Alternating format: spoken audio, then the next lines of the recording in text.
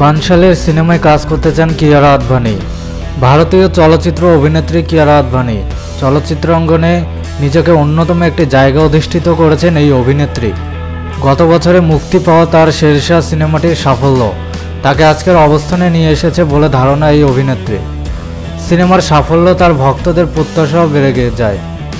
নিজের ক্যারিয়ারের এমন ব্যস্ততা নিয়ে বেশ উচ্ছ্বসিত এই অভিনেত্রী। সেই সঙ্গে কাজ করতে গিয়ে ভক্তকুলের প্রত্যাশার বিষয়টি তাকে মাথায় রাখতে হচ্ছে। অন্যদিকে বলিউডের অন্যতম গুণী পরিচালক সঞ্জয় লীলা বানশালী একাধিক বিপুল বাজেট এবং সফল সিনেমার প্রযোজক পরিচালক। তিনি তার সিনেমার ব্যাপারে বরাবরই খুব কড়া ও সেই সঙ্গে গোপনীয়তা বজায় রাখেন সিনেমার গল্পের। সিনেমা প্রসঙ্গে একচুল ছাড় দেয় না এই পরিচালক, এমনকি সিনেমার নায়িকার ক্ষেত্রেও না। বলিউডের শিল্পীরা সবসময় এই নির্মাতার সঙ্গে কাজ করার জন্য মুখিয়ে থাকেন। এবার সেই তালিকায় নাম লেখালেন কিয়ারা আদভানিও।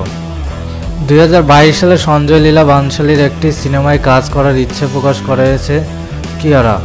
ভারতীয় গণমাধ্যমকে তিনি জানান, বছর শেষ হওয়ার আগে 3টি কাজ করতে চায়। সেগুলো হলো বানশালীর সিনেমায় স্বাক্ষর করা, আরও ভ্রমণ করা এবং সিনেমার কাজ চালিয়ে যাওয়া।